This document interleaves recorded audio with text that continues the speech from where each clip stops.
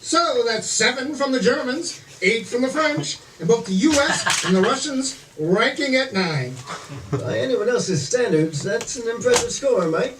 But from her, it's a little less than we've come to expect. You're right, Howard. You can tell she's not happy with it. First event of the year's festival, and are we already heading for an upset? That's what I'm thinking, Howard.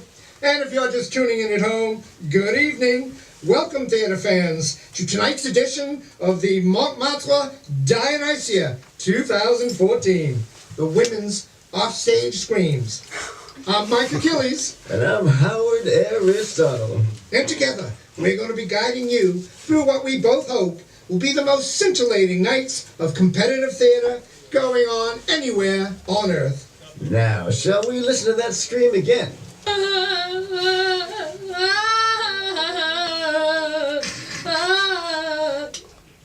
See, for me, Mike, that's a first-rate tragic scream. I'm getting a full spectrum of emotions. Despair, horror, etc. It all hits the right notes. I don't see why the French and Germans didn't give her the top marks. You can see why Medea's dominated the event for so long. Eh, Howard? Over 2 millennia, Mike. But with such a backstory, how could she not? Killing her own children to get back at a man? I mean, it's got everything. She's asking you to hate her. And to empathize with her in the same scream. Genius. Rumor has it, didn't you have a thing with Medea once? The less we go there, the better, Mike. The less we go there, the better. Right. How about we all listen to it again in slow-mo?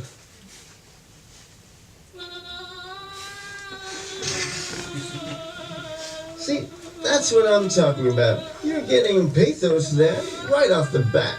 Pathos right in the kisser. And there, that notes the oral articulation of her tragic flaw. She's guilty. She's heroic. Oh. That's what the Germans must have heard. Totally lost it in the scene's denouement. What can you say? Is tragedy. Lady Macbeth's got to be fancying her chances. In the meantime, let's take a look at what's going on elsewhere in the stadium.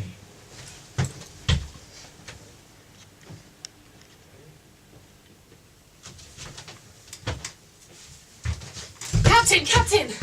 The Greeks! They're bringing someone up to the gate. Oh, thank God. I thought that siege was going to last forever. We'd nearly run out of good prostitutes. What is it, then? It appears to be a horse, sir. Is it a Trojan horse? A wooden one, sir. Yes, of course it's a wooden horse, but I mean, is it a Trojan horse? Well, the Greeks made it, if we're talking about who made it, and it probably wasn't made that far from here, so I guess the materials probably were. Is it a booby trap? Booby what? The horse hasn't got any boobies, sir. No. A booby trap is something which appears to be something different from what it seems. No, that's not quite it, sorry. A booby trap is a seemingly harmless object designed to lure us into a false sense of security, thereby allowing us to drop our guard and leading to our ultimate demise. Lure? Boobies? That's what I like about you, sir. Your mind is always in the gutter. A gutter? What on Jupiter's Earth is a gutter? Oh, it's this new idea for a plumbing system I've had.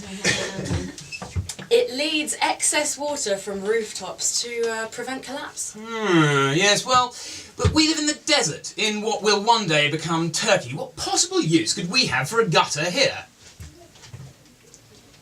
There's a huge market for it in Italy. It rains all the time there. Where? Italy.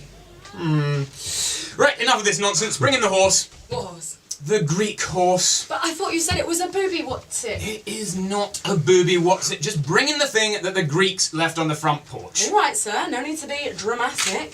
I am not being dramatic. You are being a ninny. Oh, I just thought you were being ironic, you know, Trojan horse and all.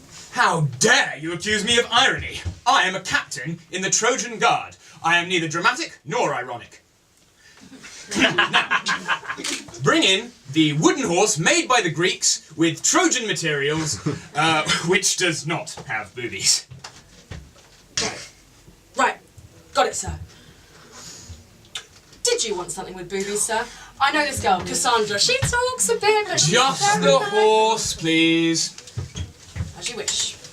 Actually, yes, well, while you're at it, you can bring Cassandra as well. She's, not too much of a negative Nancy, is she? A what? Lovely little men's duologue on the subject of the Trojan War there. Just lovely. Meanwhile, here in the commentary box, I actually have Medea herself, who I can ask a few questions about her performance in the women's offstage screams. Medea, are you happy with how that went? My babies! I killed my babies! Sure, but you're still on the top of the leaderboard. Is there anyone else in the field you think might be cause for concern? Jason drove me to it. My own tragedy might be double his, but nevertheless he is living in hell. And if he is living in hell, then I will endure hell twice over. Of course, but before the event started, some of the pundits had been talking about how this year could signal an end to your domination. There were even rumors that Ibsen's Helen Alving might take your crown, but with her lament for the syphilitic seizure of her son. Nervous? Nervous. What is there to fear once you've murdered your own infants? When you felt the warm, sticky crimson of their blood spilled by your own hand? I am living beyond the abyss. Strong words from Medea there. And finally, any thoughts on the doping allegations that have dogged this event in recent years? I'll take that as a no then. Over to you, Howard. Thanks, Mike. Yes, I am here on the touchline of the first 5-minute punathon of these games. And can I just say, what an atmosphere. Always a popular event, this, with its blend of genres. I just have seen the referee give the signal. It's time to begin. Sandalwood spray catches toadstools, mainly in the summer months. But frankincense, tango eats grapefruit with mellifluous ease in the autumn. In Moscow, winter gardens grow flowers red. But by tea time in Belgrade, all red roses are on the wane. Ms. Croker? Mr. Jenkins. Back!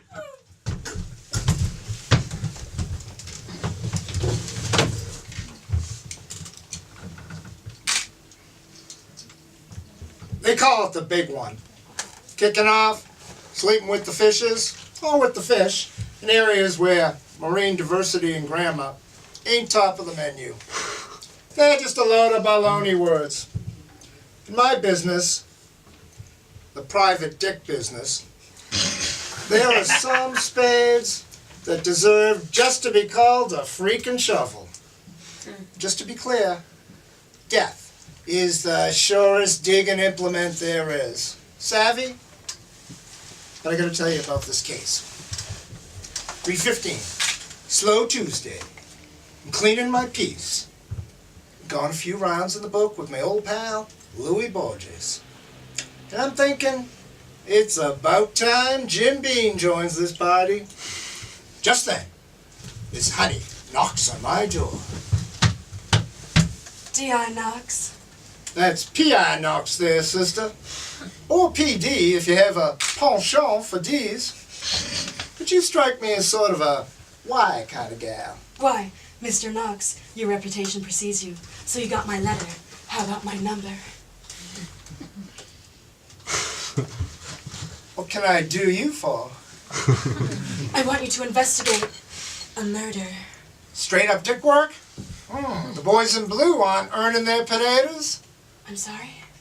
The actual police aren't conducting a thorough enough investigation. Well, it's not so much that as the murder is not what I'd call a straightforward one. You see, it was mine. You want me to investigate your murder?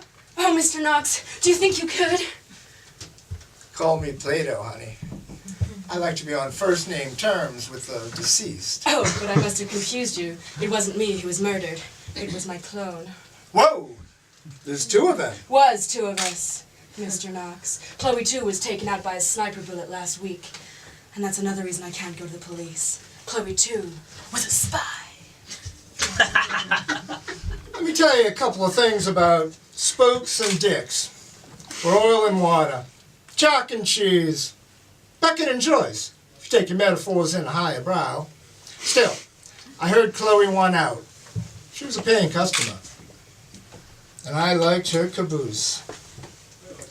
Plus, the case intrigued me. What if there were more breathing identicals? A Chloe 1 clone could mean 2 cabooses for the price of fun. So it was right here where it happened, Mr. Knox. This is where Chloe 2 got shot. I saw the whole thing from that grassy knoll over there. Wait, you saw the whole thing? I was spying on my clone. You're a spook too? Don't take that tone with me, Mr. Knox. We were afraid she'd turned.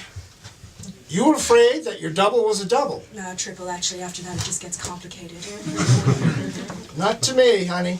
My ears hear that you were the grassing mole on the grassy knoll. Please, Mr. Knox, I thought I could count on you. Hear me out. Well, when you're talking about triple agent clones, counting on people becomes a full-time job. Well, that was exactly my point. Oh my God, there he is! The elderberries of a western wind are felt worse in London than in Minsk. Want to run that by me again, bub? It's no use, Mr. Knox. He's a surrealist. Huh? The surrealists have infiltrated the spy network. We think they're speaking in code. The Dorset fox gambles more freely in the Connecticut fall. Jeez. I haven't heard this much horse crap since Vatican II. Don't you see, Mr. Knox? You said as much yourself. With all our doubles, triples, and clones infiltrating the spy network, the spy networks were tighter than a mathematical equation. And you set a surrealist loose in that world, and it's like an itchy-fingered octopus in a nuclear silo. Toasters burn bright in the east, yet marsupials heed the thunder, no warning. I can't take it anymore! You've killed my clone, you son of a bitch! Of course, what they didn't know is that yours truly is a double too. What's that? You thinking the double dick speaking double Dutch? Well, hear me out. When you've been in this game long enough, you learn that all the best cases have 2 sides. You can call it math and magic. You can call it structure and surrealism. One thing I've learned is that solving anything is a 2-hemisphere job. And there ain't no such thing as a perfect proof. Lovely little piece if I ever saw one. With thought there at the end. And I counted 4 different levels of punning with an interesting... Comment, I'm going to have to cut you off there. As here, in the Skinner's Arena, Lady Macbeth is getting ready for her scream. Now, remember, what this event's really based on is how well the scream represents the character they are, their arc, and provides an underlying message of the play as a whole. So, for Lady M, we're hoping to hear something of guilt, the futility of life in general, and ambition in the specific. Also, worth keeping in mind is that it's a death scream. And it'd be nice to get a little bit of that Scottish accent in there as well. So, without further ado, she's botched it. Terrible. She should have died hereafter, eh, Mike? There would have been time for such a word. Too true, Howard. Anyway, that's all we have time for now. But we'll be back tomorrow. And tomorrow. And tomorrow. In the meantime, theater fans, enjoy the main event.